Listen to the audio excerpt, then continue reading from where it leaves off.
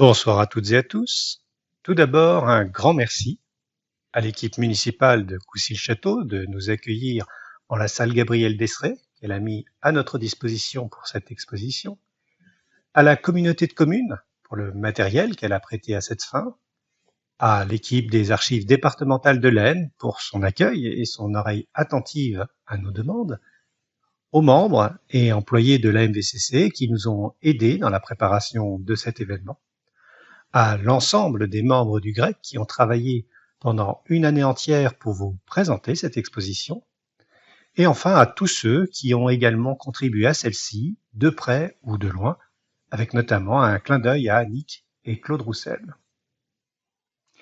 Je vais donc vous présenter l'avancée de mes recherches sur Coucy, et ce soir, je vais vous parler d'un monument qui a, comme tant d'autres malheureusement, disparu lors de la Première Guerre mondiale. L'existence de ce lieu commence également à disparaître des mémoires. Il était donc temps pour nous de le faire ressurgir. Je veux parler du château de Nogent, dont vous voyez ici la restitution 3D que j'en ai faite. Ce travail s'inscrit dans la durée. Il m'a fallu plus d'1 an pour achever cette étape, car j'avais entamé ce projet en 2011. Mon souhait est de pouvoir restituer de manière crédible l'abbaye de Nogent-sous-Coucy, ce qui est d'autant plus délicat que l'on ne possède que très peu de documents sur cet édifice. Le château de Nogent fait en effet partie de ces abbayes qui ont été vendues lors de la Révolution française comme biens nationaux et qui ont été transformés pour devenir des châteaux par leurs acquéreurs. Ils sont, à ce titre, révélateurs de l'évolution sociétale qui s'est produite à partir de la fin du XVIIIe siècle. Le château est avant tout un symbole de puissance et permet de marquer son rang dans la société. La transformation des abbayes en châteaux est caractéristique de cette volonté des acquéreurs, désireux de se faire une place, puis des propriétaires suivants de conserver leur statut. Le château résulte de l'adaptation des bâtiments claustraux de l'abbaye. Ces derniers ont été édifiés dans le dernier quart du XVIIe siècle. Il convient donc d'étudier cette période pour comprendre l'architecture de ce bâtiment. Cette présentation se fera en 2 parties. La première évoquera l'histoire de Nogent, où j'évoquerai d'abord brièvement cette abbaye disparue, puis je vous parlerai des propriétaires successifs qui ont fait de cette abbaye un château. Dans un second temps, j'aborderai le travail de restitution du château en 3D. Nous verrons ensemble les difficultés que j'ai rencontrées pour refaire le plan de l'édifice, puisqu'aucun plan n'en a été conservé. En tout cas, je n'en ai pas encore trouvé à ce jour. Et je vous ferai également une visite guidée virtuelle de l'édifice en vous montrant les découvertes que j'ai faites au cours de ce travail. Alors tout d'abord, où était ce fameux château de Nogent? Pour ceux qui ne le savent pas, il se trouvait ici, à 1,5 km d'ici à vol d'oiseau en direction de Soissons, dans la vallée de l'Ailette. Aujourd'hui, il est difficile de soupçonner qu'un château se trouvait ici, en bas des plateaux qui bordent la vallée de l'Ailette. On ne devine que la ferme, qui a été reconstruite après la Première Guerre mondiale, et qui elle-même est aujourd'hui en ruine. D'ailleurs, si l'on consulte la carte détaillée de l'IGN, on ne trouve plus aujourd'hui aucune mention du nom même de Nogent. Il faut consulter la version de cette même carte dans les années 50 pour retrouver la mention des ruines de Nogent et entreapercevoir le contour des allées du parc du château qu'on devinait encore alors. Pourtant, après-guerre, les gens se souvenaient encore de ce château disparu, comme en témoigne la mention manuscrite sur cette carte postale où l'on voit la côte de Soissons et le train qui passe sur la voie ferrée à proximité de la halte. Nous sommes alors à l'époque de la reconstruction. Alors, que reste-t-il des ruines du château de Nogent, dont on retrouve la mention sur les anciennes cartes? Eh bien, un portail en pierre subsiste encore. Elle est nommée la Porte Jaune dans les actes, et elle donnait accès à l'allée qui menait à l'abbaye. Elle menace aujourd'hui de s'effondrer, et si rien n'est fait rapidement, elle devrait malheureusement bientôt disparaître à son tour. peut également découvrir quelques pierres éparses, comme ce chapiteau renversé de colonnes, mais c'est à peu près tout. Et pourtant, le site a été occupé pendant des siècles par l'abbaye, puis par le château de Nogent. C'est d'abord une simple chapelle, desservie au IXe siècle par le curé de Folembray, tout comme celle de Coucy et de Landricourt.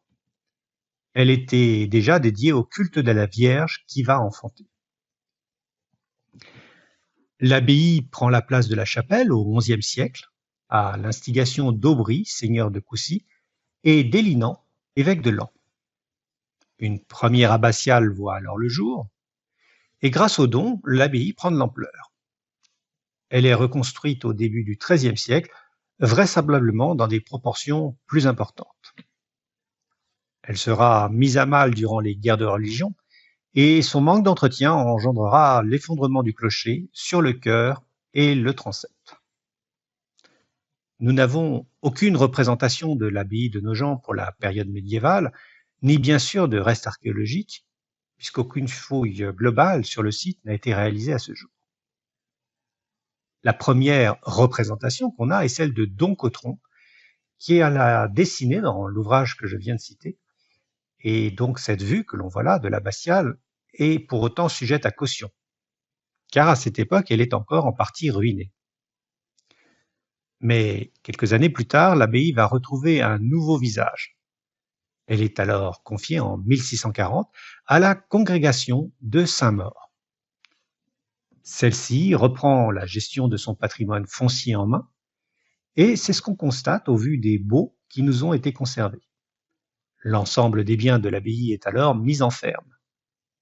Les rentes qu'elle en tire lui permettent ainsi d'envisager une restauration de l'abbatiale et une reconstruction complète du cloître et des bâtiments qui l'entourent.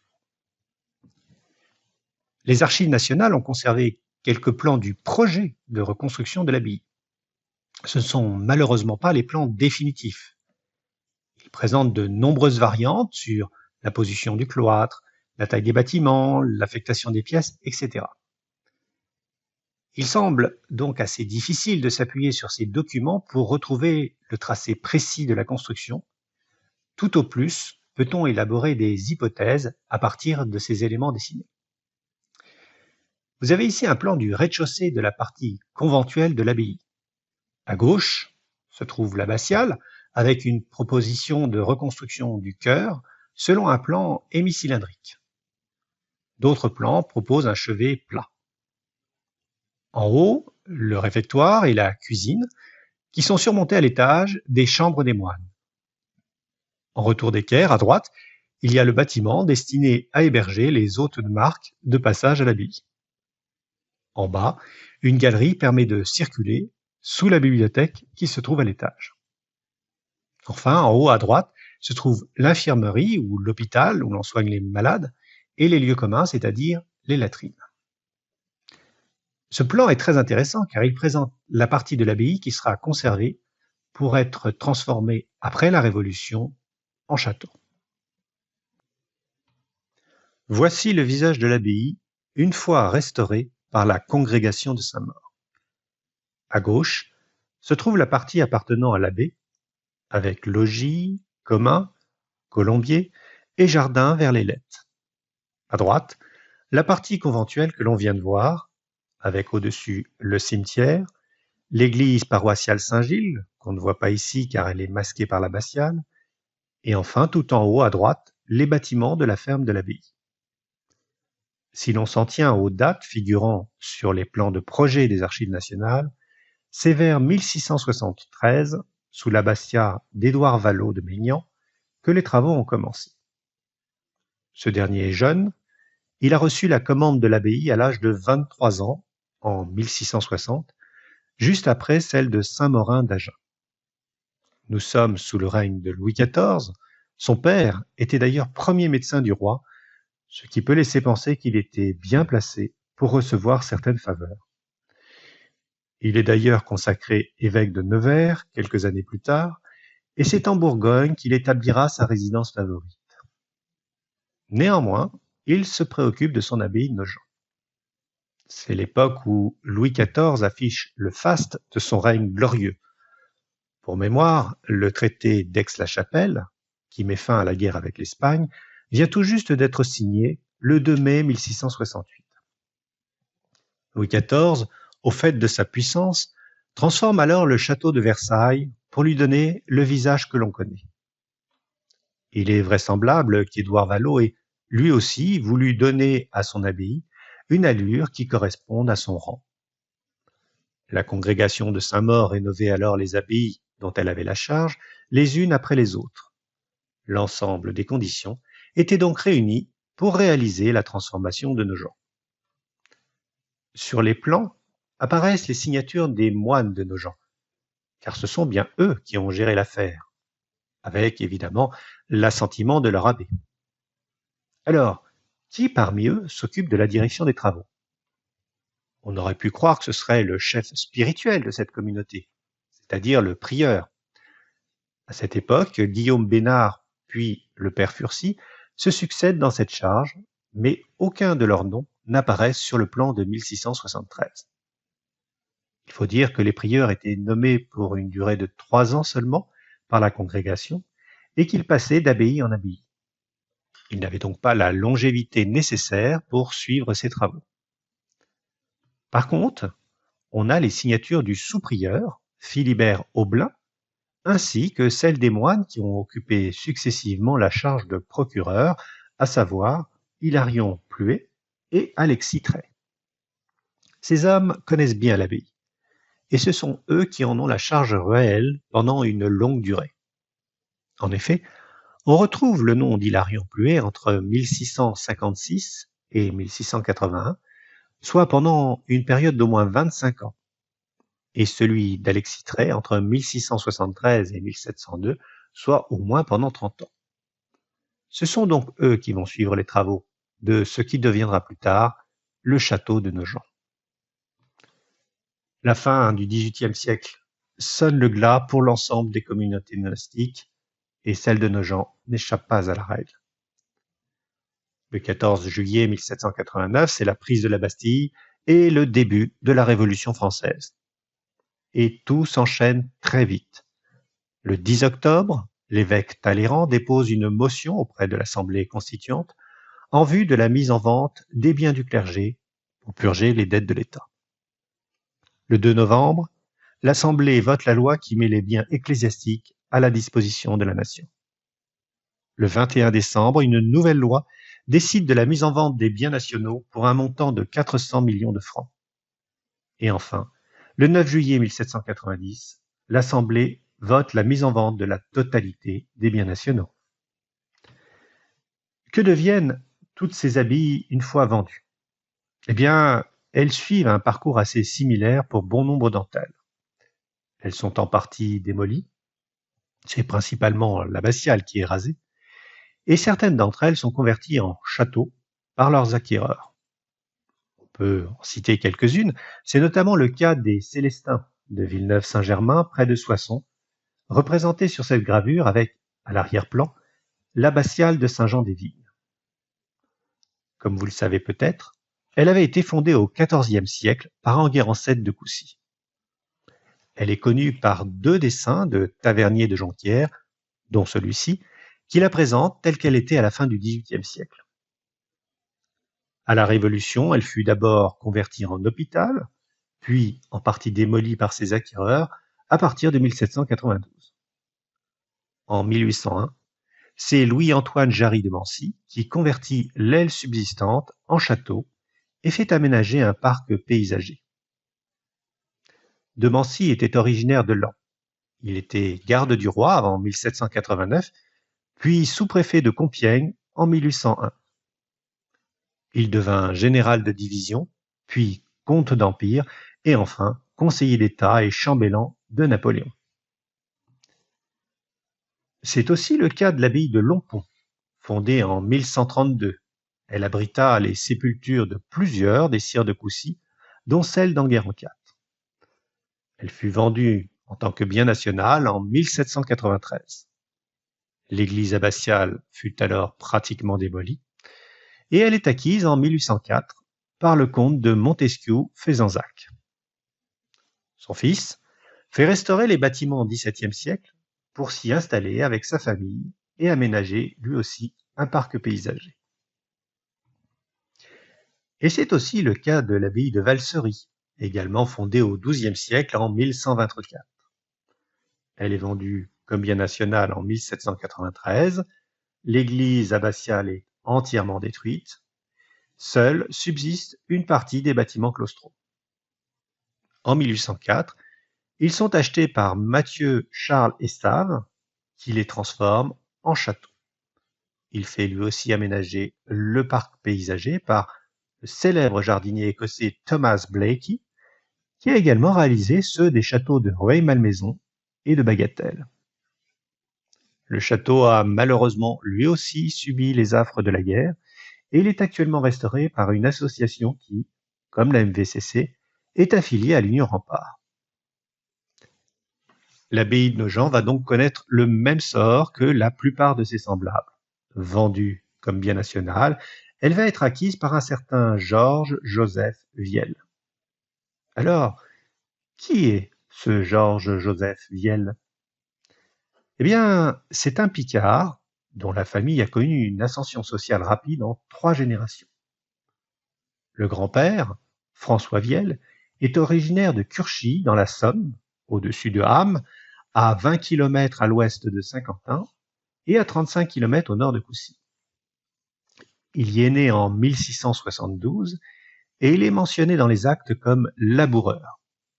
Il n'est donc pas un simple ouvrier agricole, mais fait partie d'une catégorie sociale aisée, celle des propriétaires terriens. Jean Viel, son cousin germain, est également laboureur. Il va épouser une fille de Douilly, Marie Pilot, à l'aube du XVIIIe siècle, en 1702. Douilly est à quelques kilomètres à l'est de Curchy. Il n'est pas impossible qu'il en profite pour accroître son patrimoine foncier grâce à la dot de sa jeune épouse, qui a 12 ans de moins que lui. Car le couple s'installe à Douilly, où ils vont donner naissance, entre autres, à Joseph Viel. Ce dernier a le sens des affaires. Il se lance dans le commerce de la toile, d'abord en tant que fabricant, puis on le retrouve un peu plus tard comme négociant à Saint-Quentin. Ce métier est considéré comme noble à l'époque et apparenté au commerce de luxe. Il doit donc avoir une position confortable qui l'amène à fréquenter la bonne société de Saint-Quentin. Et c'est à Saint-Quentin que Georges Viel naît le 18 décembre 1757. Et c'est également là que vit une famille bien connue des Saint-Quentinois, les Ordray. L'un d'eux, Louis Ordray, sieur de Fléchins, fut avocat au Parlement et honoraire au conseiller du roi. Son souvenir se perpétue grâce à son livre, qui est un ouvrage de référence sur l'histoire de Saint-Quentin. Georges Viel va épouser Anne-Louise Rosalie Ordray, qui est la fille du frère de Louis Ordray, Médard Ordray. Il va ainsi entrer dans la sphère des notables, en marquant l'aboutissement d'une ascension sociale remarquable. Car à son tour, Georges Viel va partir, cette fois, pour la capitale du royaume, Paris. Il s'installe rue de la Harpe, qui dépend de la paroisse de Saint-Côme, dans le centre de Paris. Il doit sans doute y faire des études de droit, car il obtient la charge de procureur au Parlement de Paris. A-t-il bénéficié de l'aide du frère de son beau-père, Louis Ordray, qui est avocat au Parlement, je le rappelle? C'est fort possible. La nièce de Louis Ordray habite non loin de chez Georges Viel, rue de Seine, paroisse de Saint-Sulpice. Ils s'unissent à Paris le 23 avril 1786, après avoir signé un contrat de mariage en présence, excusez du peu, du duc de Luxembourg lui-même. On y apprend que Georges détient alors une charge s'élevant à 70 000 livres.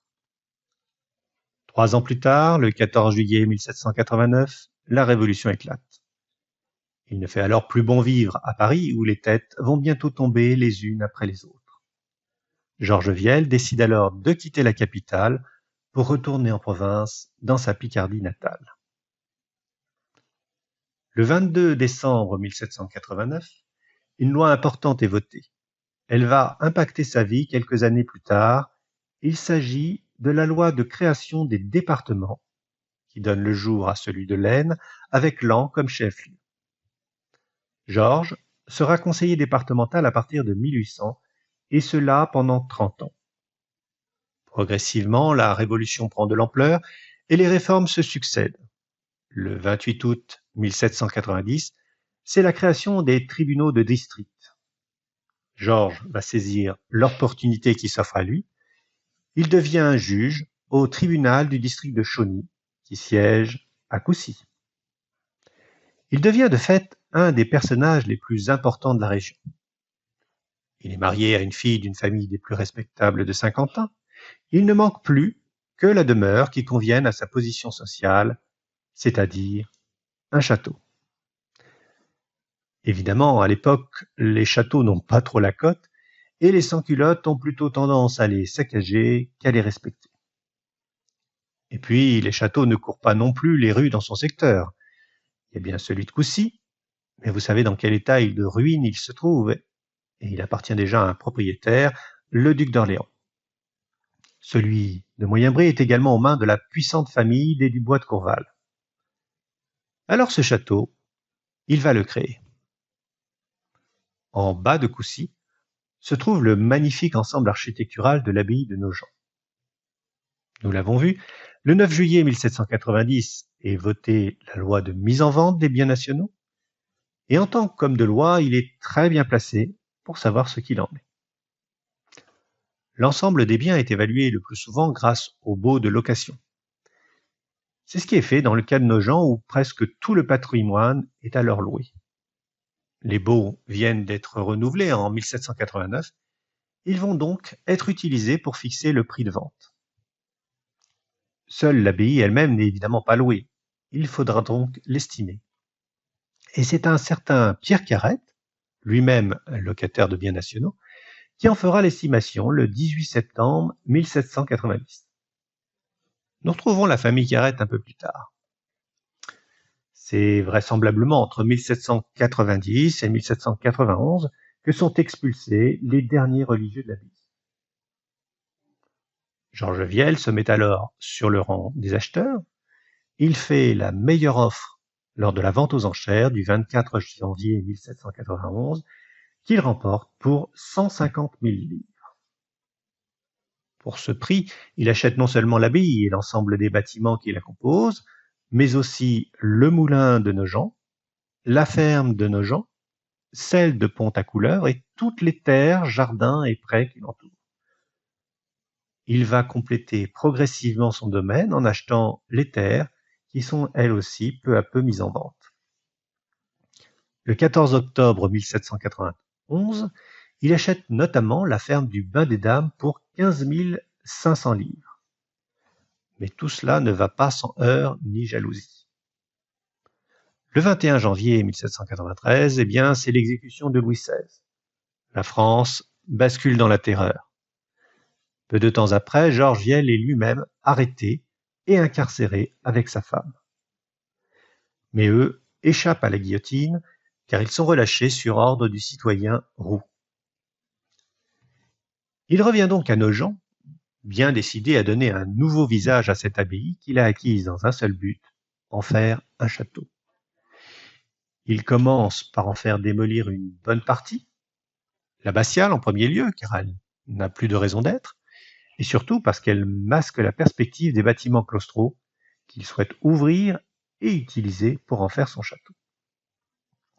Il fait également supprimer la maison abbatiale, l'hôpital et plusieurs communs. Ceux-ci souffraient sans doute d'un manque d'entretien qui ne permettait pas de les conserver à moindre frais.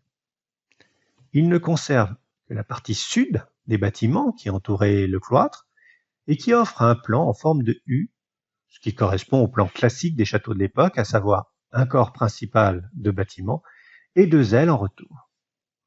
Il va également garder ce qui s'apparente à une chapelle, celle de l'ancien logis de l'abbé, car un château se doit d'en avoir une, et bien sûr, la ferme de l'abbaye. Un obstacle le gêne encore pour dégager la vue de son château, c'est l'église Saint-Gilles de Nogent. Comme vous savez, on ne la voit pas sur la gravure car elle est masquée par l'abbatiale. On la devine de l'autre côté sur cette vue, dessinée depuis les hauteurs de Coucy, dont on voit une des tours d'ailleurs de l'enceinte sur la droite. En zoomant, on voit l'église, qu'on reconnaît à la flèche de son clocher, et le cimetière qui est juste devant. George Viel pense pouvoir l'acquérir à bon compte. Depuis 1794, l'Église catholique a été en effet remplacée par le culte de l'être suprême, qui d'ailleurs sera célébré à Coucy même. Le 27 septembre 1799, il achète donc l'église paroissiale et le cimetière de Nogent, qui sont mis en vente pour 1000 livres. Il se méfie néanmoins et utilise un prête-nom lors des enchères pour éviter qu'elles ne grimpent de trop. Son fondé de pouvoir n'est autre que Pierre Carrette, et une fois encore, l'histoire des Carrette et de Nogent se croise. Aussitôt acheté, aussitôt démoli. Et là, c'est le tollé. Les Nogentais le traduisent en justice car ils n'ont plus de lieu pour être enterrés. Au terme d'un long procès, George Viel concédera finalement un lopin de terre pour qu'il serve de lieu d'ensevelissement des Nogentais. Enfin, Georges a son château. Il fait alors édifier un pavillon dans l'axe symétrique du bâtiment pour en marquer l'entrée.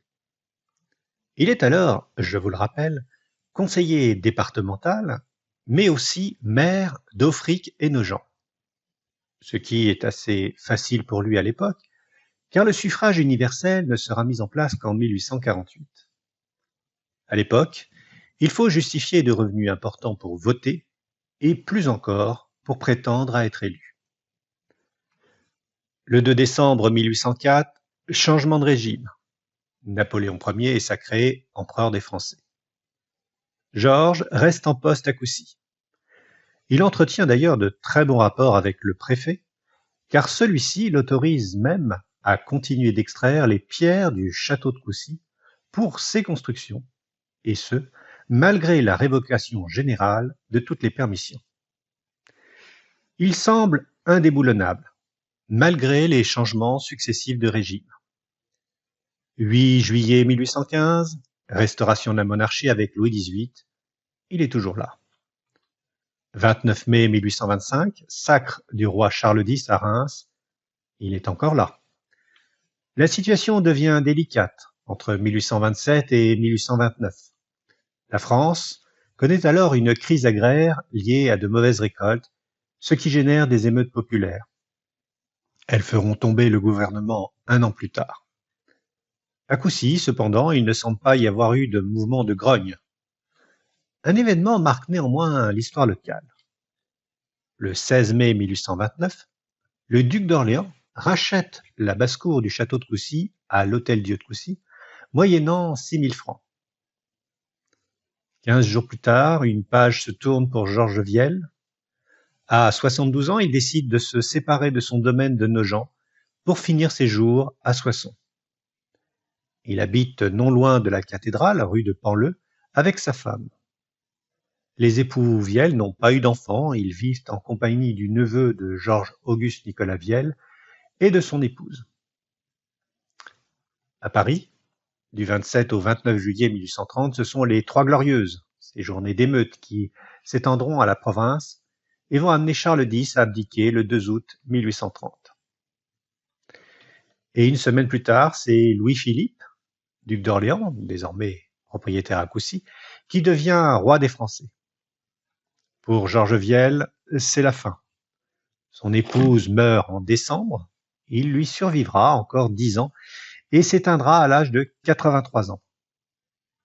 C'est son neveu qui hérite de sa fortune, mais Georges n'oublie pas pour autant ses domestiques dans son testament, pas plus que ses anciens locataires et amis de Nogent. Tout laisse penser d'ailleurs que certains de ses domestiques sont eux-mêmes originaires de Nogent. Parmi les noms qui sont couchés sur son testament, on retrouve celui des époux Tétard et de Pauline Tranchard, dont une de ses descendants sera maire de Coucy-le-Château. Nous sommes en 1830 et nous disposons alors d'un outil remarquable qui vient d'être mis en place, le cadastre. Grâce à lui, Nous sommes désormais en mesure de visualiser ce à quoi ressemble le domaine de Nogent à cette époque. Le cadastre se compose d'une partie graphique, le plan cadastral, et de registres dans lesquels sont consignés les noms des propriétaires et les biens fonciers qui leur appartiennent. Voici l'extrait de la planche où est représenté le château et le village de Nogent, dans l'état où Georges Viel l'a vendu à Félix Picard. L'abbatiale a disparu, ainsi que les autres bâtiments que je vous ai cités. L'ensemble a cessé d'être une abbaye, mais ne ressemble pas encore pleinement à un château. Il y manque encore de la magnificence. Certaines constructions parasitent encore les ailes du château, et il manque à celui-ci 2 éléments pour lui conférer ses lettres de noblesse. D'une part, une belle entrée dans l'axe du château. Vous pouvez voir qu'on y accède alors encore sur le côté, par la place du village, car celle-ci permettait autrefois d'entrer dans l'abbaye par la porterie qui a été démolie. Et puis, le château n'a pas de parc digne de celui-ci. Il est encore entouré d'espaces agricoles cultivés.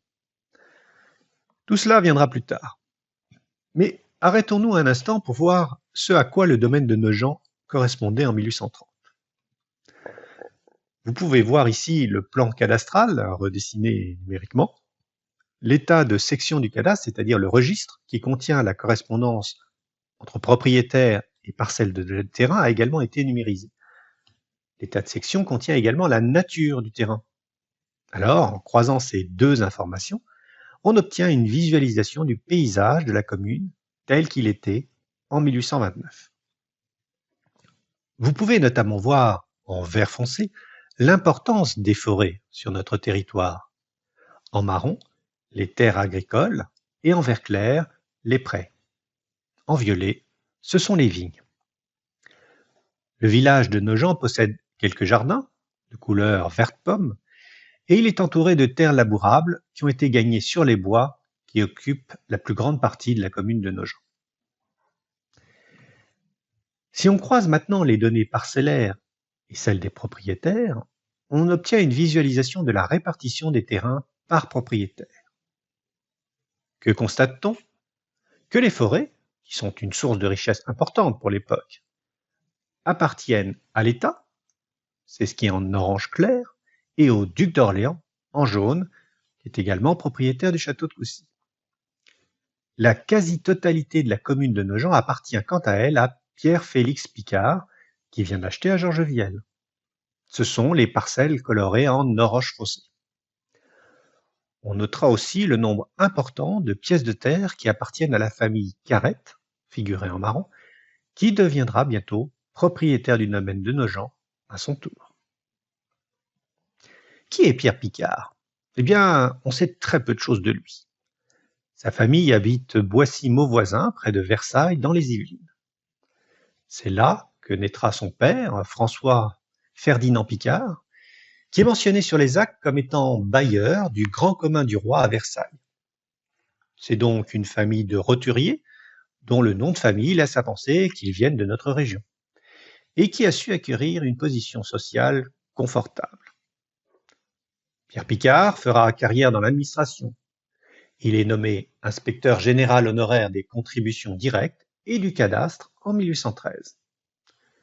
L'année suivante, il se marie à l'âge de 50 ans avec Louise Adélaïde Francfort, qui elle n'a que 23 ans. Le 15 octobre 1822, il devient percepteur-receveur particulier des finances à Paris, dans le 12e arrondissement. Et en 1829, il achète le domaine de Nogent à Georges Viel. Il ne le garde que 7 ans, il n'aura donc pas le temps de laisser son empreinte à Nogent, car il le revend en 1836 au comte de la Rochefoucauld. Que devient-il après cela?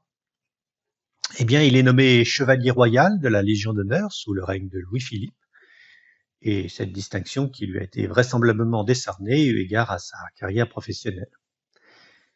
Il habite alors Versailles, près du château, au 25 de la rue des Réservoirs, où il meurt en 1856 à l'âge respectable de 92 ans. Sa femme le suivra dans la tombe 10 ans plus tard.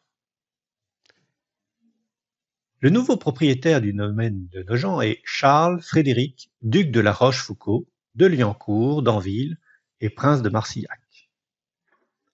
Avec lui, le château de Nogent va véritablement acquérir ses lettres de noblesse, car il est désormais possédé non plus par des roturiers, mais par la prestigieuse famille de la Rochefoucauld, propriétaire du château éponyme que vous voyez ici, situé en Charente depuis le XIe siècle.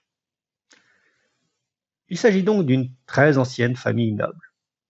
Elle a de ce fait un blason de composition assez simple, dont les armes sont burlés d'argent et d'azur, à 3 chevrons de gueules, brochant le premier écimé.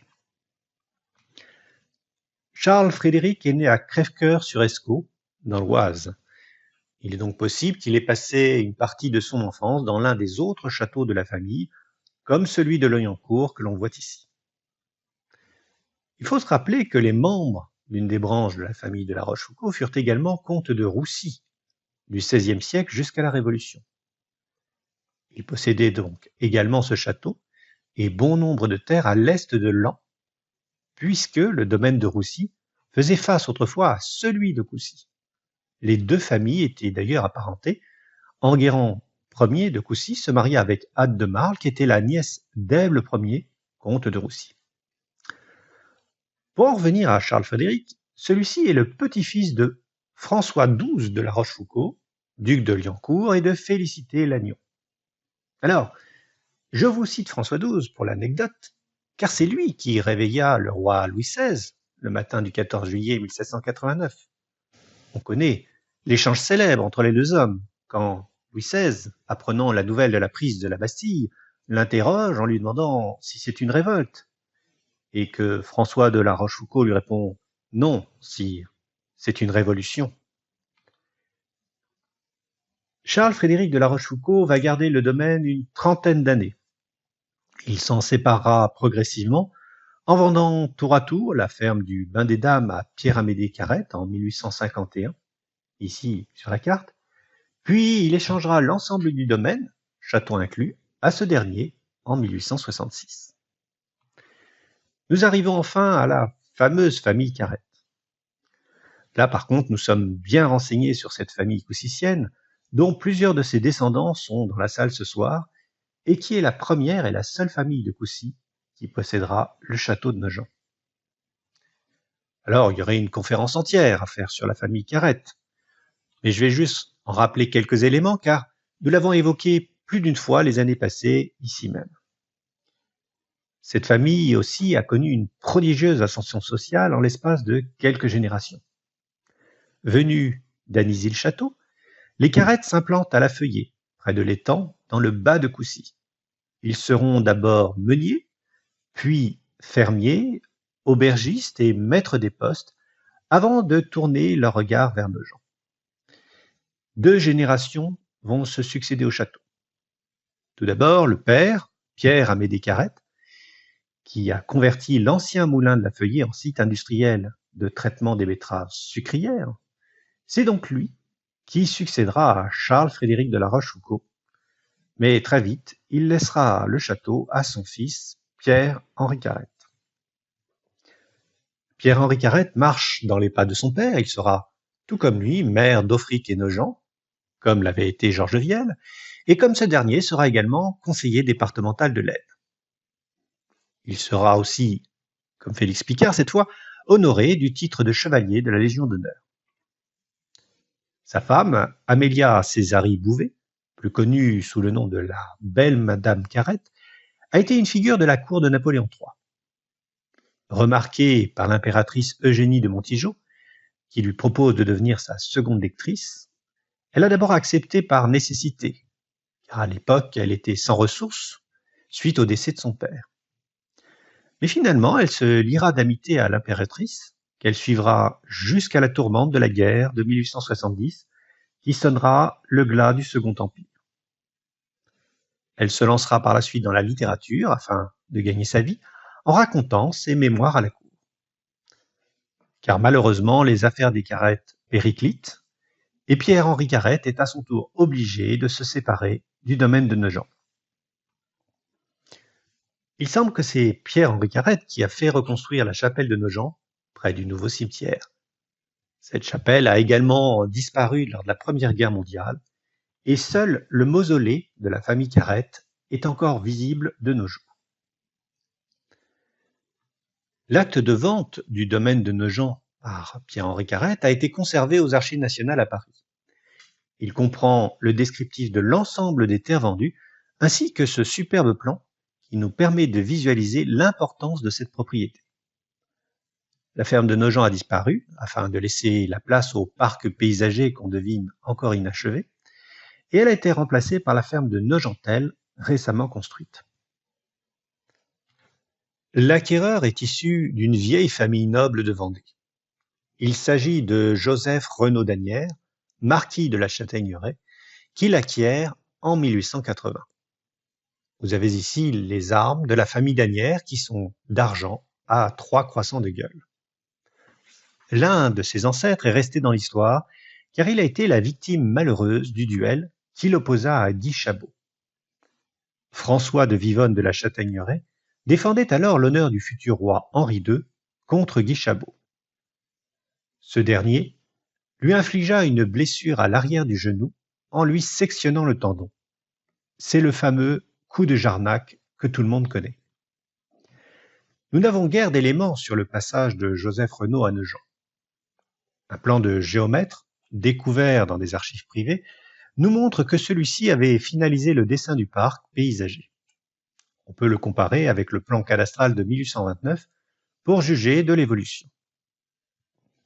Un autre plan de géomètre nous indique qu'il a également fait modifier l'entrée du parc. En voici la restitution 3D réalisée à partir de la seule vue qu'on ait de cet aménagement. Il s'agit d'une photo allemande et à l'époque, celle-ci était déjà en partie démolie. Joseph Renaud décède le 4 juillet 1892 sans enfant. Il lègue alors sa fortune, son château et ses terres à son neveu, Pierre d'Alcantara, Laurent Joseph Marie Alexandre Théodore, prince de Beaufremont, duc d'Adrisco. Il réserve néanmoins l'usufruit du domaine de Nogent à son épouse, Jeanne Henriette Henly de Lemer de la Neuville, qui le conservera jusqu'à sa mort, survenue le 11 juin 1914. La famille de Beaufremont est également une famille de la plus haute noblesse. Son ancêtre, Pierre de Beaufremont, avait été reçu dans l'ordre de la Toison d'Or par le duc de Bourgogne au XVe siècle. Et il descendait également de Charles IV de Bourbon, roi d'Espagne. Pierre de Beaufremont vit alors à Paris avec son épouse, au 87 rue de Grenelle, dans le superbe hôtel particulier de sa tante Jeanne. Cet hôtel existe encore, il était d'ailleurs encore occupé jusqu'en 2018 par le couturier Givenchy. Il va dilapider la fortune familiale en quelques années seulement. Son oncle, pressentant le danger, avait expressément interdit à son neveu de vendre les biens qu'il lui léguait avant ses 30 ans et lui enjoignait de garder le château et d'en faire une maison de famille. Les craintes de Joseph Renaud étaient fondées. À peine Pierre de Beaufremont a-t-il atteint ses 30 ans qu'il vend à Réméré le domaine de Nogent à la compagnie d'assurance Urbaine Vie. Pour ceux qui l'ignorent, une vente conclue à Réméré laisse la possibilité au vendeur de revenir sur sa décision et de reprendre son bien. Finalement, il cédera le Réméré le 9 mars 1911 à Charles-Eugène Léger. Celui-ci n'en profitera guère, car 3 ans plus tard, le château est occupé par l'armée allemande qui y stationnera jusqu'en 1917. Elle l'incendie lors de son repli sur la ligne Hindenburg. Les parties les plus fragiles de l'ouvrage s'effondrent, notamment l'aile ouest. Et voici ce que découvriront les troupes françaises qui arriveront en 1917 après le départ des soldats allemands. Il est d'ailleurs possible que les poilus aient eux-mêmes campé dans les ruines. Le château essuie également des tirs d'artillerie en 1918 qui achèvent l'œuvre de destruction.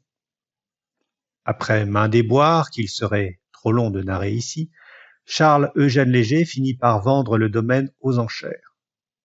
C'est Louis Guny qui se portera acquéreur le 19 novembre 1929, et ce dernier achèvera de faire disparaître les ruines du château, et l'ensemble des terres seront alors remises en culture. Voici toute l'histoire du château de Nogent que j'ai pu retracer à partir de bribes d'informations glanées aux archives départementales et nationales. Alors, quand j'ai voulu me lancer dans la restitution du château de Nogent, je me suis heurté à l'absence de sources documentaires. Sur plusieurs milliers de photos et de cartes postales anciennes qui existent sur Coucy, on ne possède qu'un peu plus d'une trentaine de documents sur le château de Nogent, ce qui est très peu. Et seule une quinzaine de ces documents sont réellement exploitables pour tenter de le restituer. Voici par exemple une vue du bas de la côte de Soissons avant-guerre, où l'on aperçoit le château de Nogent. Encore faut-il savoir où il se trouve. Et en zoomant sur l'image, on le devine à peine émergeant de la verdure. Il n'existe pas d'autres plans que ceux que je vous ai montrés dans la première partie. Ceux-ci montrent à peine le contour du bâtiment et avec une précision toute relative. Par chance pour moi, Michel Tranchard avait déjà travaillé sur le sujet une quinzaine d'années auparavant. Elle avait redessiné le plan du rez-de-chaussée du château, dont vous voyez la version numérique qu'en avait tiré Jean-Louis Bernard en 2005. Elle avait pu extrapoler le plan à partir d'un document décrivant le rez-de-chaussée du château et en donnant les principales dimensions. J'ai donc pu travailler à partir de ce document. Tout n'est pas décrit d'ailleurs et certaines mesures se contredisent. Néanmoins, l'aspect général est globalement cohérent. On a également l'affectation de l'ensemble des pièces, vestibule, salle à manger, billard, etc. Il n'y avait malheureusement pas de description de l'étage dans ce document. On ne peut donc que reporter les éléments du rez-de-chaussée et extrapoler sur la distribution intérieure des pièces, qui sont vraisemblablement toutes des chambres, hormis la bibliothèque, et auxquelles on devait accéder par 2 couloirs que desservaient les escaliers. À partir de là, je ne disposais que de quelques mesures pour évaluer l'élévation du bâtiment. Il m'a donc fallu observer minutieusement les photos dont je disposais pour en extraire les détails. Il faut alors jongler entre les différentes vues pour découvrir ce qui est visible sur un document et pas sur l'autre. Voici une vue aérienne allemande qui permet de comprendre comment s'organise le bâtiment. Les documents semblent assez nets à première vue, mais en fait, dès que l'on zoome dessus, on s'aperçoit qu'il est impossible de voir avec précision la modénature du bâtiment. Il faut donc évidemment compléter ce que l'on ne voit que par des notions d'architecture. Alors, commençons, si vous le voulez bien, par la visite du château. Comme je vous l'ai dit, celui-ci affecte la forme d'un U. La vue aérienne nous montre l'arrière du château, c'est-à-dire la façade sud de l'édifice. Vous reconnaissez le corps principal du bâtiment au centre et les 2 ailes. Celle de droite dépasse vers l'arrière. On note également la présence de 2 tourelles de part et d'autre. De l'autre côté, on a la façade principale du château avec ses ailes qui sont de taille inégale. Pour faire oublier ce défaut de symétrie, l'architecte de Georgevielle a pris le parti de construire un pavillon au centre, comme on l'a vu, vers lequel convergent les regards. Là encore, il est difficile en zoomant de voir les détails. Par chance, une photo prise de plus près m'a permis de visualiser de manière plus fine certains détails architecturaux, comme par exemple l'imposte en menuiserie au-dessus de la porte d'entrée. Malheureusement, ce n'est qu'une vue partielle, il faut donc utiliser d'autres vues pour compléter les informations nécessaires à la restitution. Et parfois, on n'a pas de réponse. Dans les 2 documents que vous voyez, je ne peux deviner à quoi ressemblait la terrasse qui servait de perron d'entrée au pavillon. À gauche, il est masqué par une voiture et à droite, il est déjà démoli. Il y a donc forcément une part d'interprétation dans la restitution. Vous avez ici le résultat en 3D de l'analyse des photos. Et vous noterez au passage d'ailleurs les différences de composition de la façade à droite et à gauche du pavillon. À gauche, on a des fenêtres rectangulaires, alors qu'à droite, ce sont des baies arrondies obturées. La composition n'est pas visible sur les photos allemandes car les Allemands avaient construit une baraque en bois juste devant. Il faut donc observer les photos des ruines pour avoir le détail de la façade. Et là, on voit que ce sont de fausses arcades car on distingue les assises de pierre dont les joints sont continus. À l'étage, les façades du château sont percées de baies rectangulaires. Les travées sont rythmées par des pilastres dont on devine les bases et les chapiteaux de style ionique. Si l'on regarde bien les différentes photos, on s'aperçoit qu'un certain nombre de menuiseries ont été refaites, car à l'origine, elles ont 4 ouvrants, séparés par une traverse, comme ici. Alors que certaines n'ont plus que 2 traverses, et on a même de fausses fenêtres, comme ici sur le mur pignon de gauche, où un cadre en bois et un peu de peinture noire donnaient l'illusion d'une ouverture. Voici donc la restitution de ce côté-ci du château. La façade est de cette aile du château est assez différente. Au rez-de-chaussée, des contreforts massifs servent à contenir la pression des voûtes de la chapelle. Elles dissimulent à nos regards les fenêtres, dont on ne devine que la première à gauche. Heureusement, un dessin réalisé lors de la venue du cardinal de Cologne, Monseigneur Hartmann, en 1916, nous permet de voir les baies avec vitraux de la chapelle, ainsi que la porte d'entrée, surmontée d'une statue sous un dais. Voici donc le dessin restitué de cette façade. À gauche, on a une tourelle d'escalier qui faisait initialement partie de l'hôpital détruit par Georges Viel.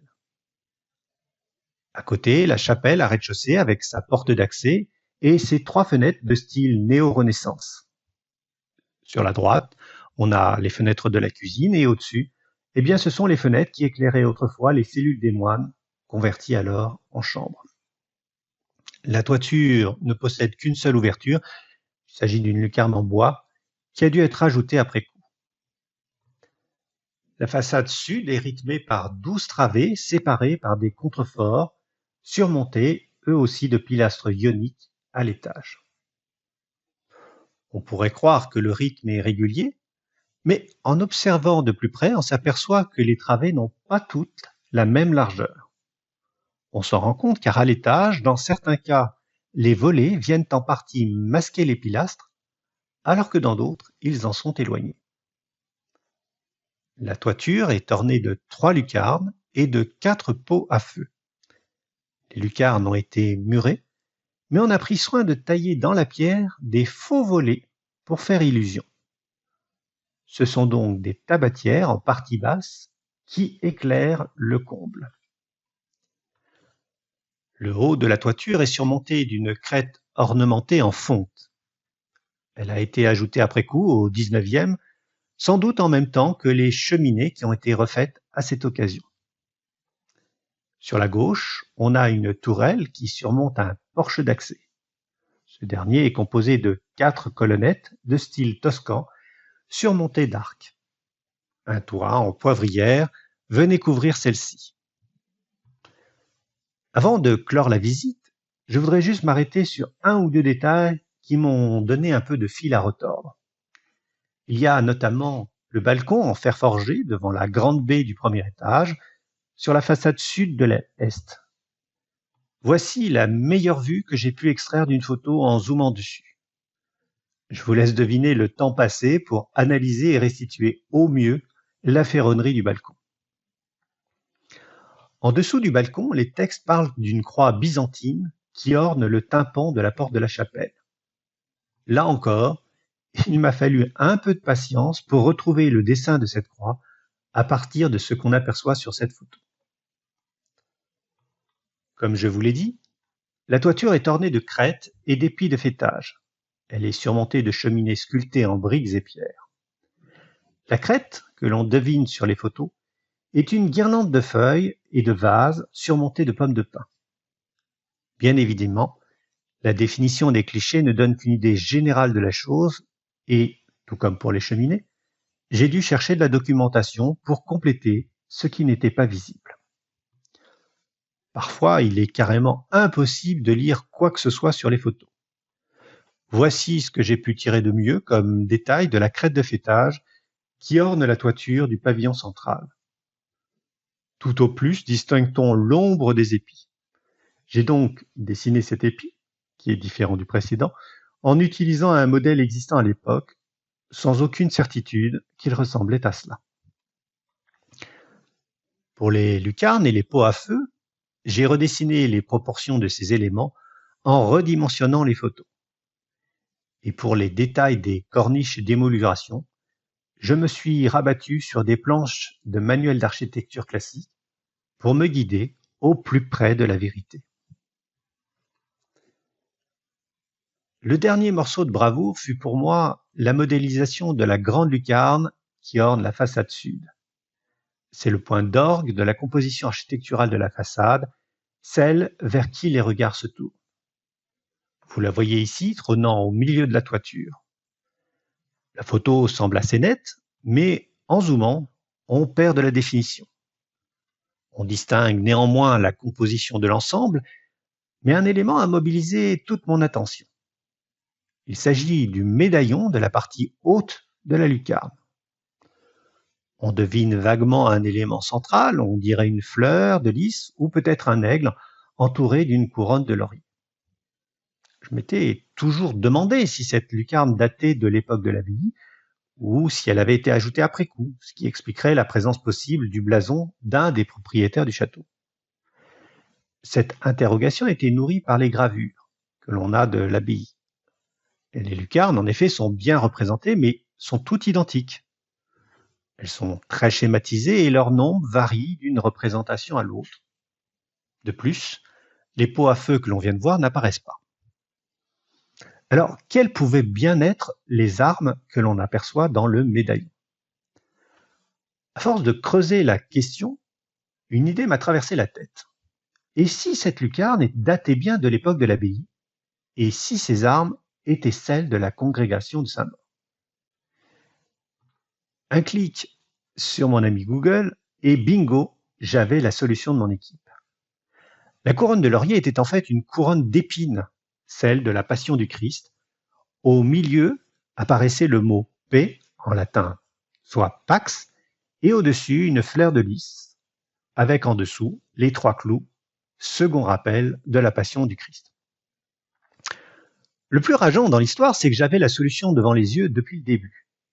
En effet, les gravures de l'abbaye présentent toutes les armes de la congrégation de Saint-Maur, mais je n'y avais pas prêté attention, car mon regard était focalisé sur les lucarnes. Voici donc la modélisation de cette lucarne, et vous y retrouvez les éléments dont je viens de parler avec ce que je pense être 2 crosses d'abbé, comme sur le dessin de droite. À noter également la présence de rameaux sur la partie basse de la lucarne, dans la même volonté iconographique religieuse.